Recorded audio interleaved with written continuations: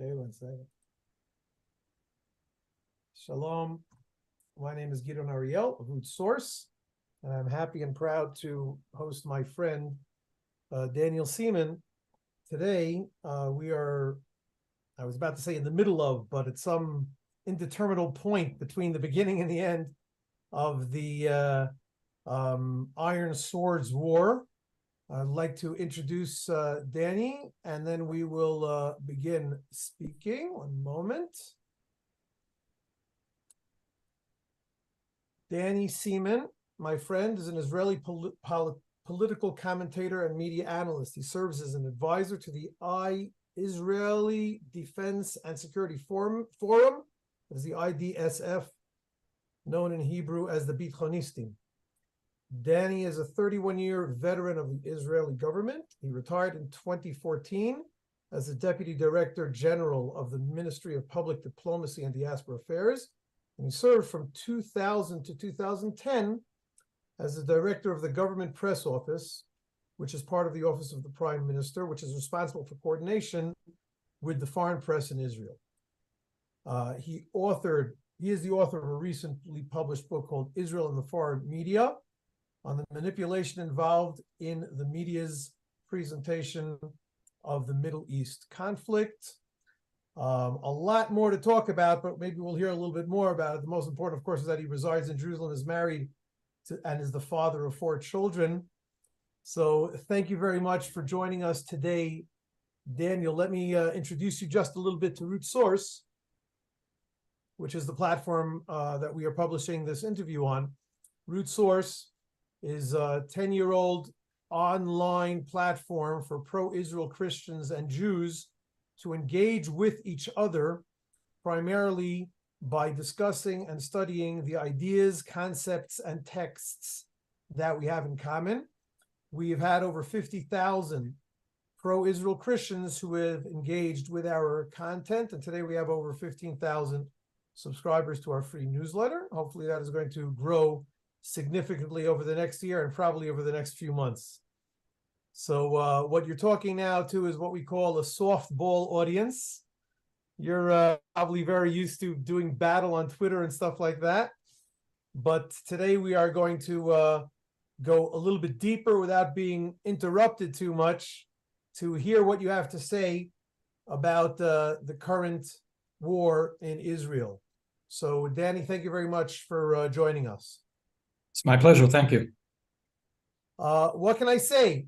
I personally have been interviewed a few times already. You're a much more experienced and seasoned interviewee than I am. What people have been asking is, where did this catch you? Oh my God, where did this catch us?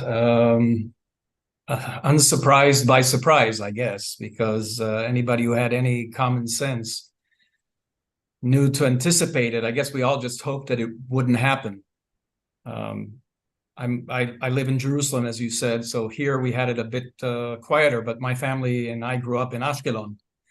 We moved here from, as you can tell, from the United States over 50 years ago. I was 10 years old, and we lived in Ashkelon. My mother's still there. She's 88 years old. My brother and sister with their families are there, and they've been there for all these years.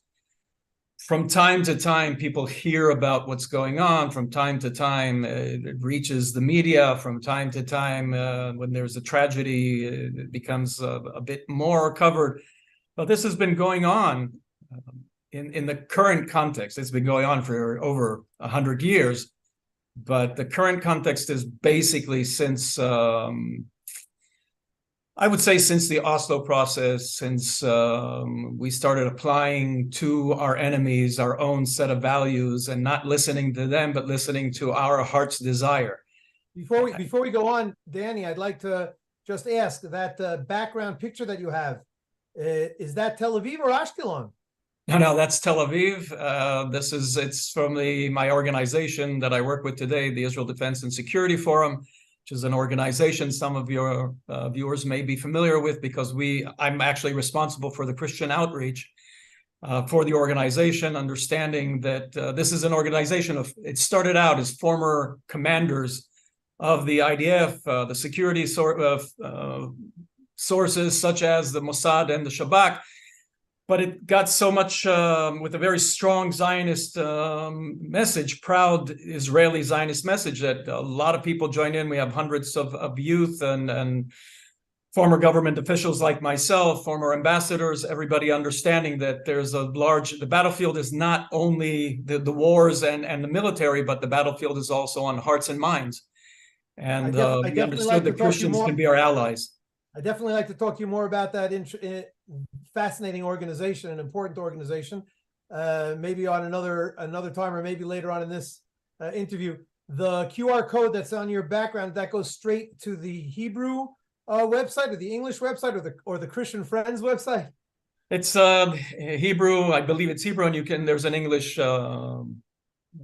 connection there that you can log into. Okay, so I use in all my interviews, so I just left it here. To be honest, I wouldn't even know how to get rid of it. Luckily, my kids aren't here to hear me saying that. And by the way, just adding to that, two of my kids right now, one is in the paratroopers, and my daughter just this week joined the Givati Brigade that unfortunately had a few of their soldiers fall in battle last night. So she's joining them at a painful time. Okay, so first of all, I encourage our viewers to use their cell phones to go into that QR code and to find the website. And if you're having any difficulty with that, by all means, email me at gidon@root-source.com. You talked before, Danny, about how this grabbed us all, surprise, not a surprise. But before we get into that, I want to ask you personally, where were you on Shabbat, on Simchat Torah, when you first heard the news about this tragic event unfolding? I woke up with the sirens, which are unusual here in Jerusalem, though we have had them from time to time. I'm less concerned about them because I do visit my family in Ashkelon, as I was saying prior, that they've been going through this for a very long time. But even that day, it was a bit strange with usually we know the tensions rise and eventually something happens in Jerusalem. And here it hit the entire country. Sort of reminded me of, I was here in the Yom Kippur War as a child. I was 12 years old at the time. And I remember that morning, the surprise that started then in the early afternoon, with my father telling us that he's hearing things, and he went on to the BBC since everything in Israel is shut down. And I remember how he felt then. And that morning, I said, "What's going on here with the sirens?" And I called my brothers in Ashkelon, because I usually, if we get them here, they've probably gotten them. I said, "What, you're 8:30 in the morning? We've been getting this since 6:30. And They said to me, it's much worse than we've had up until now. Nothing compared to what we've had until now. And they were telling me about all these things that they were hearing. Luckily, those people who got up and ran down there were able to stop these terrorists who overran the military positions and overran the kibbutzim and the small towns there. Their aim was to move further into Israel. They got as far as Ofakim, which is several miles away.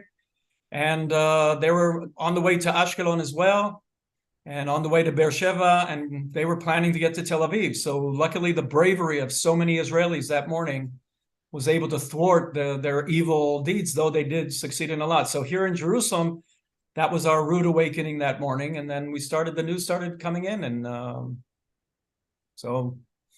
it's been a different world since. I saw a map. In fact, maybe I'll take a moment here to bring up a map of Israel. 1 second. No, that's not it. 1 second. Because on this map, we can see how far away Ashkelon is from the Gaza Strip. It's about 12 kilometers, I believe. Let me share my screen. And here is 1 second. Okay, thank you very much. Here is the Gaza Strip, shaped a little bit like a backwards L or something like that. And here is the city of Ashkelon. And you're saying how far away is it? I think about 12 kilometers, 6, 7 miles, 8 miles. Yeah. And this, what have we got over here? This Rami Levy, that's part of the Ashkelon. Yeah, that's the new neighborhood. That's a new neighborhood, and it's the business and the industrial area.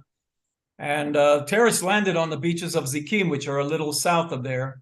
That's what I wanted to say. I barely had to move the screen in order to be able to differentiate between the Zikim beach and Zikim kibbutz. I understand there might be an army base near there. If we do 1 second, let me get rid of this a second. Sorry for my tech guy took off today. If we measure the distance here between Zikim and Beersheba, Ashkelon, it's barely 3.5 kilometers. Yeah, they were there, and plus they were on the way to the beach as well. But the Navy, the only branch of the military that morning that operated in full function and did a great job, was the Navy, and they stopped hundreds of terrorists that were on their way to the beaches of Ashkelon in north. We'll never know. Well, not now. We won't know what their plans were, but Ashkelon was certainly one of their targets. So we were very lucky, basically because of the bravery. And there's no way to describe this and do it justice by how brave these people were. And I'm saying not only military people, but civilians with background experience. Female soldiers. Listen, I admit I was one of these people who had my doubts about women being in combat units. The combat unit of the mixed combat unit with men and women, the commander there, she was a lieutenant colonel. She is a lieutenant colonel. My God, I get chills just thinking of what she did there. Commanded also with the tanks that are around there. She did a phenomenal job, and we're all talking about this right now. We must have done something right to get this generation, these kids, unbelievable. The bravery and how they functioned. Generation Z, that we kid about them, and we just have to give them our respect, total respect. These kids, despite the blows that we suffered on the first day, without their bravery, without their functioning, without their abilities, without what they're doing right now, Israel owes them a lot, and we are very fortunate that they were able to thwart the greater evils that were being planned. Danny, I think that you and I are in fact in the same generation. We might even share a birthday, and I was discussing this a little bit with my wife. There was one of the earlier stories that came out. Of course, every day more and more stories are coming out, but one of the earlier stories that I heard was the story of, oh my gosh, I'm forgetting the name now. There is Benny Kalmanzon, the rabbi in a community not far from mine, Otniel, here in the southern Hebron Hills. His name is Rabbi Benny Kalmanzon. He has 2 children, 2 sons. Yeah, he has probably more, but 2 of them woke up that morning, heard what was going on, and they said, "We're going in." These were people who weren't called up. They had been in the army, but they grabbed their guns, ran in their cars. Of course, this was a Shabbat and a holiday. They are religious men, and so they ordinarily don't even have a phone on. And they went into the cars, didn't think twice. And again, I didn't prepare to tell their stories. Maybe you can remember the story a little bit better than mine. Ultimately, they fought in battle and saved dozens of people's lives. Yes. There's so many stories like that. I told my wife, I don't know. I personally served before moving over to the IDF spokesman's office. I served in the tanks, and I was there for 3-5 years in the regular service. Then for 20 years in reserves. Now I've been out for about 20 years. I can't fathom barely picking up a gun and doing anything with it. Yet here were thousands of Israelis, many of them stopping in the middle of a vacation out in the Himalayas or something like that, grabbing the first plane back to Israel and running into fire. It's just something that I can't fathom myself. It's amazing. They say that Israel's the only country when it's in crisis, more people come to it than leave it. But I think it's also our instincts. Listen, you said we're probably the same generation. I was a paratrooper. My son is second generation paratroopers in the same brigade. I served also over 20 years in reserves with the paratrooper unit. Right now, I'm too old and I haven't been involved long enough to be able. I couldn't contribute, but I worked with government for so long in the past years. When there's something going on, I was with the government, so we had that battlefield. But the people coming here and joining, I think it's not only I think it's in our DNA to understand, and I think people very quickly. And those who have been following roughly what's been going on in the youth in the past year, there were a lot of problems here and difficulties, and arguments was much worse than arguments. But it's like everything was pushed aside, and suddenly everybody understood the moment and the. Yeah, I was thinking my grandfather, he immigrated here. I'm from the United States. My mother married my father, was an American GI in Germany. It's a long story. She was born in Jerusalem. My grandfather immigrated here from Afghanistan over 100 years ago, 102 years ago. And again, how did it, this moment of coming to the land of Israel, they heard that the Jews were returning. They heard that the prophecies were occurring. So they left Afghanistan in 1918, came to see that this was indeed happening. They needed to see for their own eyes, saw what was happening, that the ingathering of the diasporas, went back to Afghanistan, got the whole family here, and took them a year to get there and a year to get back. In 1921, they arrived back here and set up in Jerusalem. And it's just, they knew that they had to be here because something is happening. And I say this right now, that we all knew something is going on much greater than us.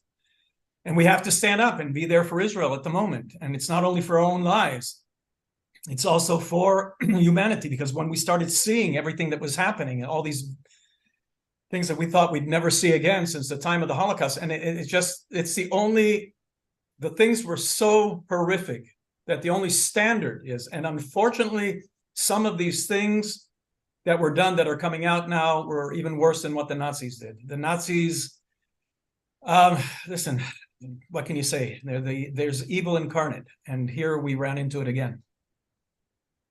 That would be interesting, because the Holocaust, of course, has been studied and documented for over 70 years, over 80 years, and very deeply. And to say that there are things here that are worse than what the Nazis did, either that means that they're technologically more advanced than the Nazis, which of course it makes a lot of sense, or that the Nazis even had some sort of red lines that they said, oh, I'm too human to do this. And these people were, what did you mean when you said that they're even worse than the Nazis? No, the Nazis, of course, didn't have red lines, especially when it came to Jews or anybody that they felt was inferior, because they also did this to gays, and they did this to anybody politically but not with the systematic decision to do it.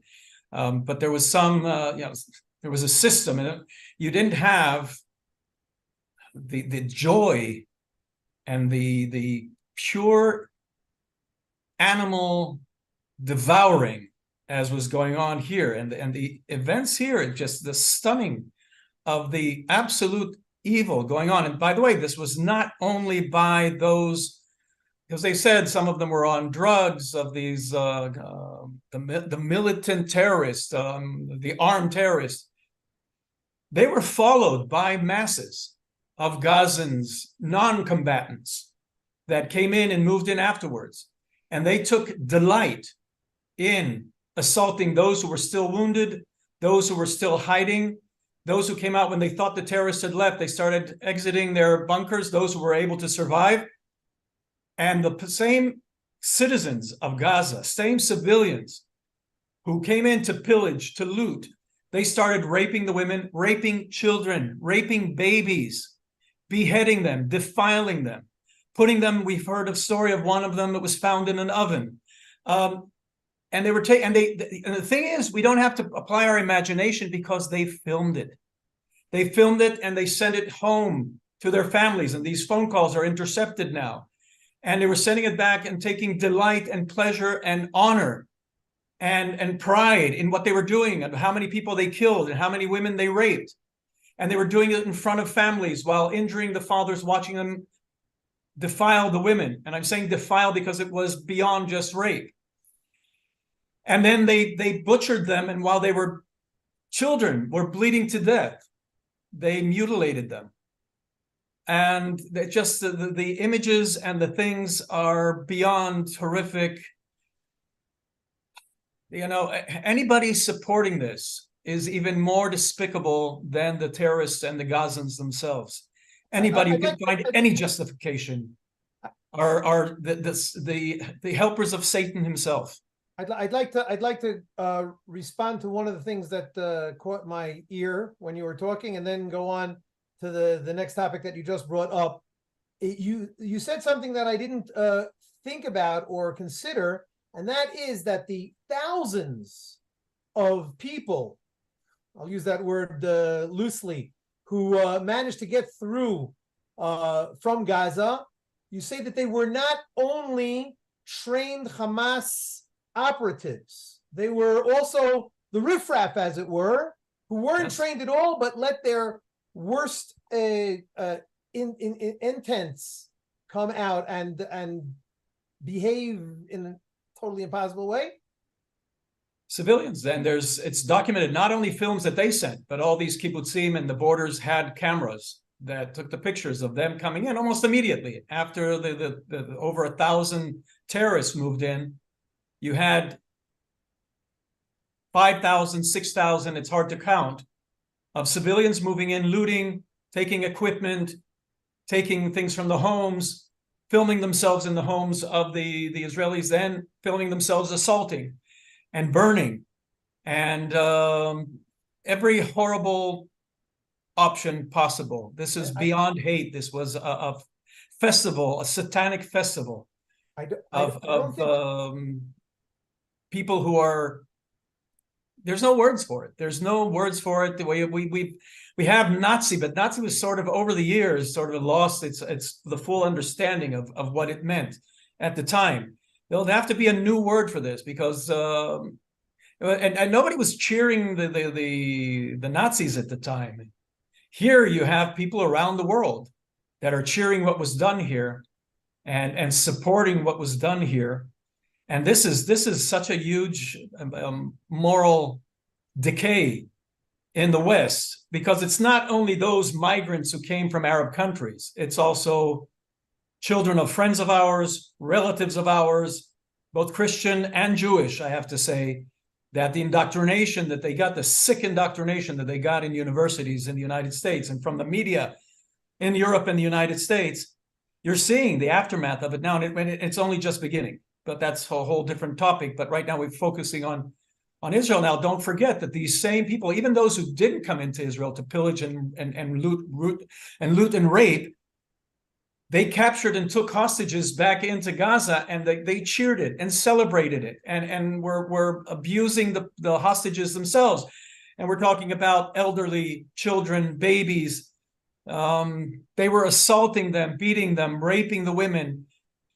It just and I have the two cases that I have two friends of mine from Ashkelon, brothers who I know many years. Their sister was one of those in the music festival there. We've seen pictures of her being abused and then executed. And one of the famous photos that everybody has seen is a young woman being carried out of a Jeep. And by the hair, you can clearly see that she was not only raped, but defiled and dragged into the back seat of the Jeep. She's a young woman who was with my daughter the past year in a pre-military school in the South. She was 2 days in the military at that time. I only say this because her parents said, and her parents were interviewed. I just can't even begin to start thinking.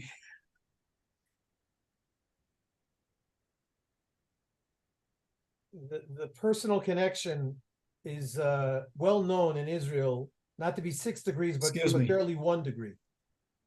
And officers like yourself, hardened officers, cannot bear the pain of what we've seen. You see her; she could have been my daughter. She could have been any one of our daughters. And to think what she may be going through right now. They don't know if she's alive or dead. But I can't forget that father, a Jew of Irish descent, who found out that his young daughter, they found her body. And he said he was relieved at that moment. To think that somebody would find the child's death to be a relief, knowing what that little child could have gone through. But the one thing is here, we're all familiar with that, and we've all gathered ourselves, and we're putting our pain and we're putting it aside because we know we don't have, there'll be time to mourn. Right now, we have to stand up and fight because it's not only a battle for the future of Israel, it's a battle for humankind right now, and the battle lines have been drawn.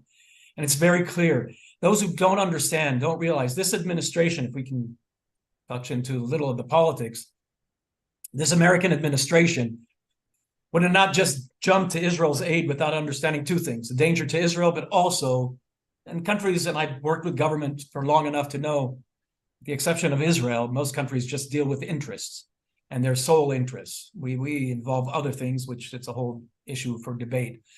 But the United States would not have stood up. So, and you know what, say we can expect out of the United States, we would have never expected Europe and Western Europe and Eastern Europe, for that matter, standing up with Israel, the leaders at least, because it's so clear what is happening right now. The United States was always right to stand up, and always one of the few countries that always stood in the right of justice and based on the Judeo-Christian values that that country was established upon, and Western liberalism was established upon the religious values of Judaism and Christianity. And this bond brought in wonderful achievements for humankind. And the United States was always quick to stand up for what is right. Have there been wrong things? Yes, but that's, we can discuss these things. But when you look at the general issue, who would you rather have run the world?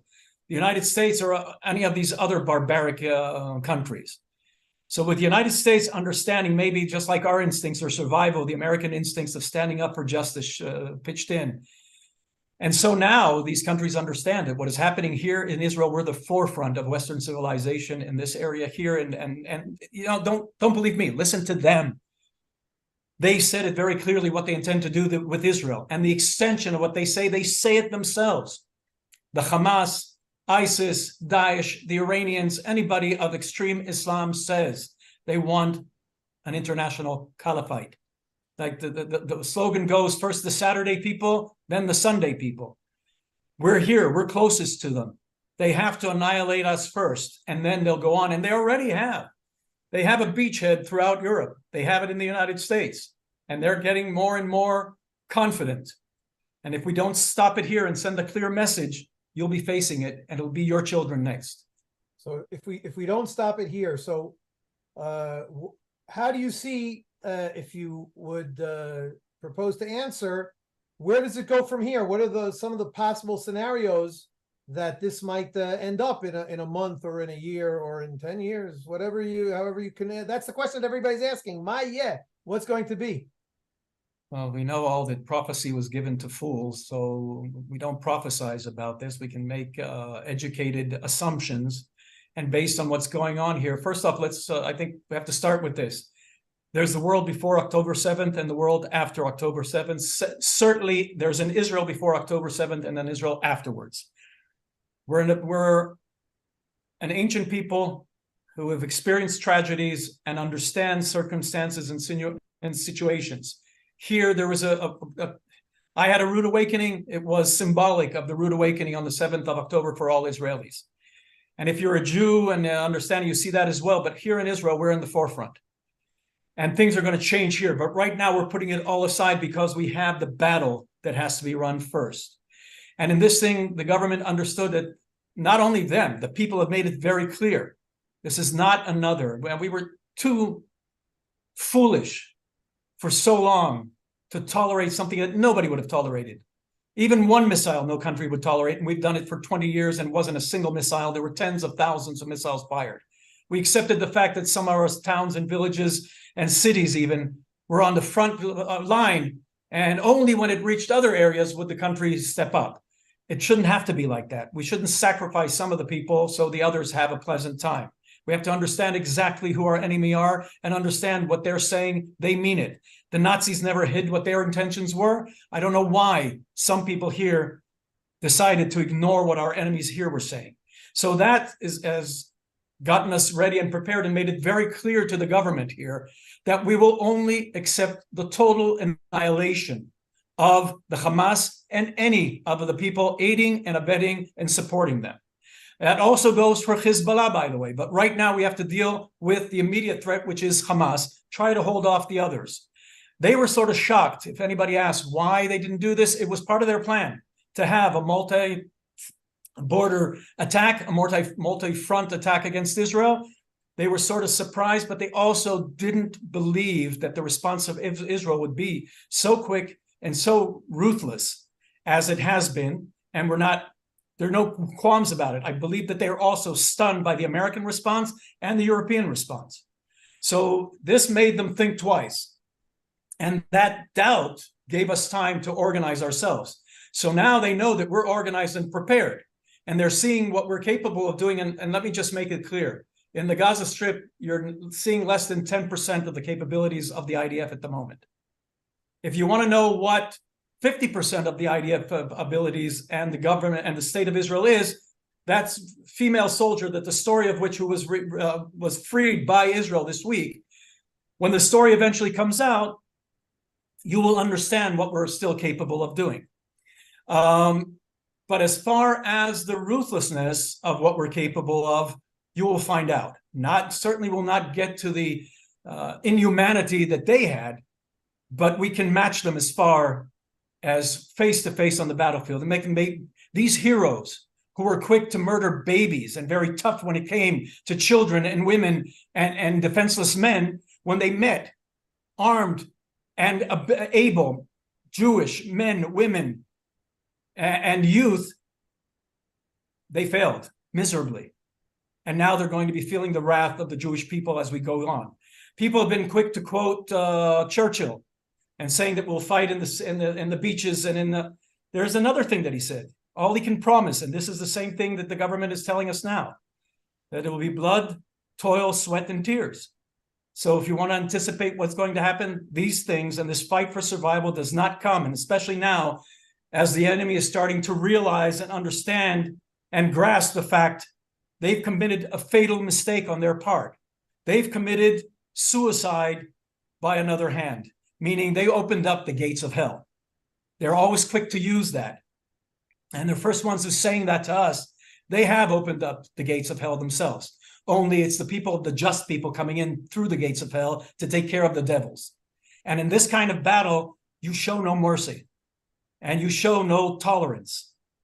And we will do everything to survive, because we are no longer the Jews of the concentration camps. We're no longer the Jews of the ghettos. These heroes in Paris and in London and in New York and this week and today, I believe, in Washington, who are quick to stomp on people and defenseless Jews there. Come here. Come face us here. Come sit here. And if you're these great heroes that ran away, many of them are refugees that were taken in by Europeans and by the Americans because you felt sorry for them. They ran away from the ruthless dictators and the civil wars in their countries against the same kind of people that we're facing right now. And these heroes, instead of taking and embracing what the West has to offer for them, they brought all their filth and disgusting values and principles and are trying to impose it upon the Western world. And you cannot accept and you cannot tolerate something like that and accept it. These things have to be made very clear. And sometimes good people, just like with the Nazis, have to stand up and fight for what they believe in. So this is going to be the immediate future. What happens afterwards? We know two things. First off, the peace process is finished. We can have peace with the Arab neighbors. We can have peace with Saudi Arabia. Hopefully it will continue. And by the way, this whole piece of talking with that is not just an Israeli desire, which has always been the talk of the Abrahamic Accords. It's also not an Arab desire, as we know, but they've realized they're wasting too much effort on us. And then part of a global thing that is going on between the United States and Europe, understanding that while they were asleep and worrying about how they call themselves and what their pronouns are, the ones who their pronouns are hate and FU, which are the Russians and the Chinese and extreme Islam, were moving with their plans of world domination. And they were doing that through the economy and through energy. And they're the ones who are funneling all these morons in the West who are talking about, oh, we have to go on these kind of energies. While the world is dependent on the energy that now the Russians in the past few years have been able to take control over. And so the Abrahamic Accords were developing an option and an alternative so that the Western Europe itself, Western Europe and the United States are not dependent on Russia, that they can therefore blackmail the West and China, of course, which are behind this. So they were creating an alternative that would allow cheap gas and oil to come from the Middle East to Europe and sidestep Russia. So therefore, Russia, China, and Iran, which is their partner, had an interest of trying to stop that. So this is the global aspect. This will continue. They'll go on with this. For this purpose, you may have in the next few weeks a necessary disarming, I'll use that word, of Iran. It will have to happen. Once that is done and we've completed, and it's not even Israel, once that is completed, they will talk about, there'll be the local things that they want to resolve. First off, what happens with those Arabs in Gaza Strip? Well, they will no longer have the same autonomy that they had previously. Just a second, Daniel. I want to stop you over there with this disarming of Iran. Could you go a little bit deeper? And I was being diplomatic. We all know that Iran have a potential threat to humanity, as we saw here in Israel on the 7th of October. Once they have an opportunity, and these were all directed for, trained by, and supplied by Iran. Iran's not fingerprints. Its entire hug is around what happened on the 7th of October. So they were part and parcel of this. Yes, but to do anything about that, people say, yeah, Iran. But you're saying that something's actually going to be done, and I'm understanding that it's not just passing another statement in the UN. I'm assuming now the UN is not an issue. It's a waste of time. It's like social media. So people come to fret and you get the most extreme. No. But then who are you talking about? The West has to address this, and I think they've been woken up to the necessity of it, understanding that when Iran has missiles that can threaten and support the attempt to get the West on its knees towards this Russian, China, Iranian, Islamic enemies, Russia and China may not be quick, but they'll be very happy to sacrifice the Iranians in such an international attempt. So that's what I was about to ask. Was this, if you're talking about the West coming together against Iran, but then China and Russia are their allies, you're saying that no, they'll sit this one out and it won't become a world war, basically. Russia is too caught up and too weakened by what is going on in Ukraine. And China, they believe time is on their side. They don't have to rush into anything. They will try to do things. They don't have a history of being an occupying force. They have a history of communism, which changed the whole outlook on things. But historically, they're not this kind of they don't have that ruthless instinct. Who knows? So, okay. You don't take it for granted. But Iran is far enough away that if it is, and I use the diplomatic term, if it's disarmed in whatever means necessary, right now you can no longer use the economic means that were done before. But again, I'm saying this is a possibility. If the West is smart, they will understand that this has to be addressed. And you think that might be addressed within the next few weeks, even? Wow. If you watch what is happening at the moment, you can see that this is very much the direction. At least the United States understand that the option has to be there. You heard it here. You heard it here first, folks, or at least I did. You read it from other people who understand, and you can. As an Israeli, I sit here and barely am able to take in the fire hose of news that's coming out here every hour, every minute on the WhatsApp groups, and to see what's going on just with us. But to hear it in in the global macro is something that I hadn't considered. So already you've taught me a few things. Well, here the thing is, I can only assume based on what I'm seeing going on.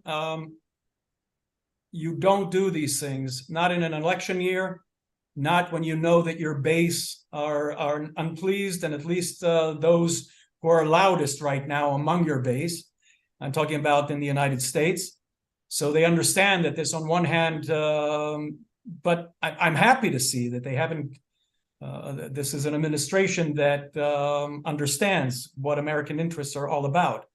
And you can have your politics, but sometimes people don't forget that before World War II, you also had Democrats in office, and they also wanted to have this, let's keep out of these things. And when you realize that the threat is eventually on your doorstep, and America and the United States understood this right now, and credit to them. I'll give a lot of credit to President Biden and his steadfast support of the state of Israel. And he gave what I believe to be one of the best speeches ever by an American president, certainly when it came to Israel. And anybody following him and the news and seeing the concerns about his health, and is he all there and stuff, he was as sharp as you can expect. He was really presidential at that moment. And I admit, I'm not a big supporter of his, but in this case, you give credit to where credit is due. And I continue giving credit to the administration for understanding, mapping out the issues here, and having the American interest. Now, happens to be that the state of Israel serves that interest. And the United States, unlike other countries, also has moral values as part of their interest. So they know it is also morally right to stand up for Israel regardless. But here, there are international interests at stake that they will address. So that's on the international stage. When it comes to Israel and the attempt of the international community, they will want us to resolve the issue in Judea and Samaria. That is not going to happen, at least in the foreseeable future. It is over as far as we're concerned. There is no difference in our eyes between the Hamas and between the PLO. They're all dangerous entities. So you can continue with the situation as it is at the moment. Nobody will be giving them more power. Listen, there may be politicians, but I think that there's a tectonic shift in Israel to the stage where people are totally unpleased here. And I'm being very diplomatic with all politicians on the right and certainly on the left. But also on the right, there was a lot that we had a lot of clowns in our politics, because people didn't. Now there's an understanding. People rush to the battlefield. They understand now that the next battlefield for the defense of the state of Israel is being involved politically. Just like over 100 years ago, when the youth of the people of Israel joined the Zionist movement, understanding that you have to be involved. Same thing is going to happen here. And you'll have quality people starting to move into Israeli politics and addressing issues, not on the ideological differences and personal disdain that became too much a part of our politics, but people understanding that we have something, we have to defend our children. It is not a cliche anymore. We have to defend ourselves. That is our first and foremost. It is not a cliche. And so you will have changes in our political system. It doesn't have to be immediately. It'll be over a few years, but you'll have good people moving in to doing what is necessary. But these people coming in will let you know very clearly, we are no longer taking risks for peace. And I use that term because this was the term that was used back in Oslo 30 years ago. Yeah. And risks for peace, let the other side take risks for peace. They're better off taking risks than we are because we won't abuse peace. But they cannot be trusted because it's and we're not making up anything. Learn the history of Islam. When they chant in the streets, Khaybar, Khaybar al-Yahud, Khaybar is a place where they deceived the Jews over 1,200 years ago. Still talking about. And they still remember it. And this all happened in Arabia, by the way, not here. It happened in Arabia because Jews were expelled from here and ended up being in Arabia, and we're very strong there. And when Islam started moving and talk about occupiers, started occupying the Middle East and North Africa at the time, look at the maps, look at history, not what these morons are saying on universities. Look at the facts. They were the colonialists. So they deceived the Jews at that time, were able to defeat them in the battlefield in Khaybar. So Arafat himself said that. So we're no longer taking risks for peace. We're not going to have international, because, by the way, Lebanon, we had a war in Lebanon over a decade ago. It came, when it was ended, they moved in UN troops for the second time. It happened also in 1956 when we left the Sinai. In 1956, 11 years later, we were back in the Sinai because the UN that were placed there were pushed out the moment the Arabs felt strong enough. In South Lebanon, the same thing is happening now. The UN, that we reached a ceasefire that was imposed upon us instead of obliterating the Hezbollah 12 years ago, so 12 years, maybe longer. Same thing happening now. They rebuilt themselves and now are pushing the UN out of South Lebanon and moving into our border. So there'll be no international forces. We've done that enough. Fool me once, shame on you. Fool me twice, fool me 3 times. We're morons. There won't be a 4th time. Not with this generation. Well, so that's not going to happen either. There are going to have to be different alternatives. One is there is no such thing as a Palestinian people. That is over. There was a Palestine. Palestine was the word that the Romans gave to this region here after they defeated the Jews. There were Jews back then. This is historical fact. And after they defeated, they wanted to erase any connection. They called it Palestine. The land of Israel is from the Bible. If you're a Christian and you believe that, it says it in the Bible. It's very clear.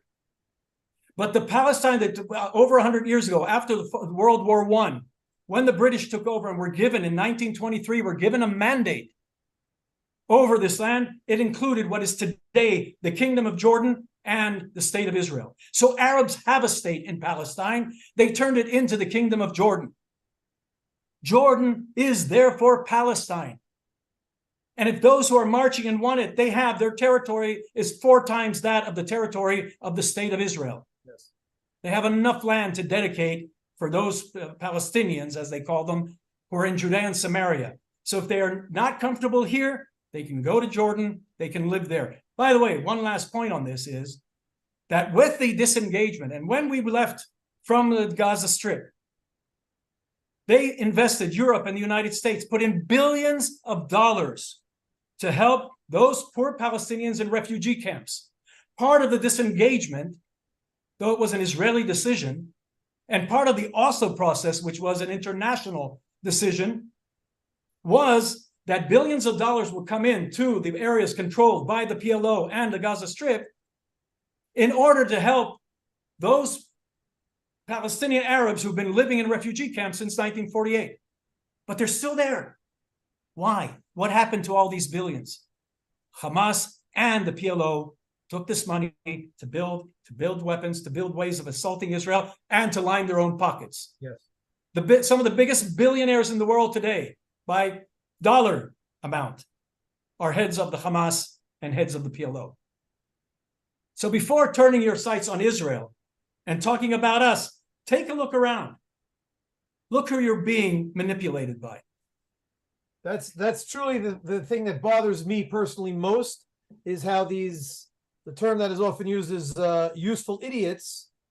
In the West, you previously talked, I understood, about the demonstrators in the West who were immigrants from Arab countries. But I'm talking about good old-fashioned Europeans and Americans that think that Hamas is great and Israel is the devil incarnate, as you said. And that is the thing that drives me crazy. Where is the most basic, simple idea of loving thy neighbor? That's what we were all brought up with. They just threw it all away. Well, where does that come from? That comes from the Christian, Judeo-Christian Absolutely. Bible. And you can see the decay in moral values, the same Judeo and Christian values that brought us, after years, let's not deny history, after years of dwelling in hate and everything that went through history. We don't have time for a whole historic overview right now, but we all know that eventually, maybe the peak of it was the 20th century, or the first half of the 20th century. But afterwards, the understanding of, as you're saying, love thy neighbor, of having limitations on human instincts by creating the code of conduct. And it all started with the tablets that were given to the Jewish people back in Mount Sinai, This was the Mount Sinai, the tablets, and the first books of the Bible were a description of how to have a humane life. We were the bearers of that light. We're not the only ones. It was meant for all humanity. We have the burden of carrying that and preserving it and making sure that this description of how to have a meaningful life, our time on earth is very short. Our time on earth here is, if you look at history and if you look at in Hebrew, God's name is the description of what was, what is, and what will be. It means of all time. We don't have that.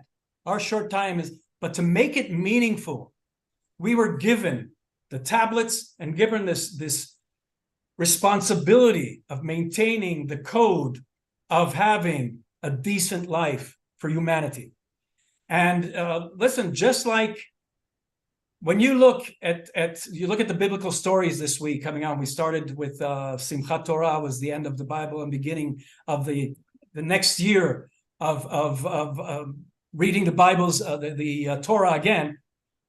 The story when you have Lot coming with Abraham to the land of Israel, and Lot and his family moved away from Judaism, and they went out. But then Ruth was a grandchild or a great-grandchild of Lot. She came back and she joined together with the Jewish people. And what did we have from her coming back?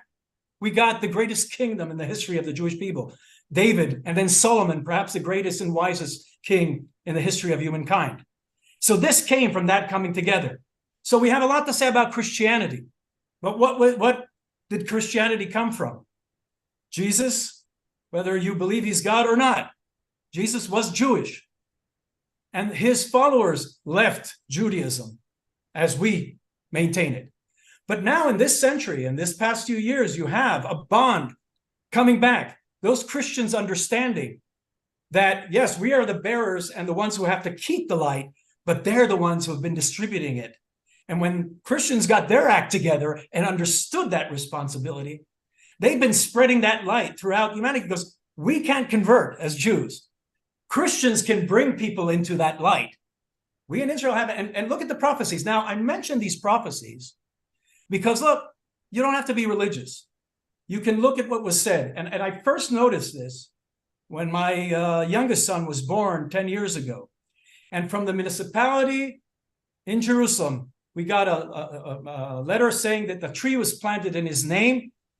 And it was quoted from the book of Zechariah. And I got it on the week of Sukkot. And it said there that in the book of Zechariah will come the day when the elderly will sit in the streets of Jerusalem and the children will play before them. And that next day we had the celebration here in Jerusalem, in our streets in Jerusalem for Sukkot. And the elderly were sitting, and I'm looking at this and I'm saying, my God, we're living in the times of the prophecies. Absolutely. So why should we not believe the rest of it? And the prophecy does say that not only Jews will come to Jerusalem, but humanity, humankind will come upon Jerusalem. We have the responsibility of creating it and building it, but it is for all humankind. Daniel, because that's what was given to us. So all these things, we have to remember that this is our responsibility. And if the West understand this, that we're facing, and we have to uphold those morals that we've inherited, and we have a responsibility, all of us, of carrying that light, because we see what happens to those who have lost it. And those who are following communism, who have been indoctrinated in universities, and who are indoctrinated by the imbecilic themes of wokeism, they've lost sight of the light. Daniel, we started today's interview with a rude awakening, as you said, on the day of Simchat Torah on October 7th. We reviewed some of the tragic horrors that happened on that day, and since then, we went through the heroism of so many IDF soldiers and volunteers, and we also discussed a little bit of the geopolitical things that are going on all over the world, but we finished off with Zechariah's prophecy that on that day, the old men and women will be sitting in the streets of Jerusalem, and children will be playing in Jerusalem. The prophetic dreams of God's final kingdom happening, and I think that it is happening right now. So thank you very, very much. We didn't get to, I think, half of the topics that I wanted to discuss, but that only means that we will have you on later again. Thank you very, very much, Daniel, for joining us again. Daniel Seaman, political analyst and former government official. And I'm only looking forward to hearing you more. And you, our viewers on Root Source, if you have any questions for Daniel, please send them to me and I will forward them to Daniel. I'm sure that he will Absolutely. be very happy to field them. So, Absolutely. Darabah, Daniel, and shalom, Toda. shalom, and may there be peace. Amen. Toda.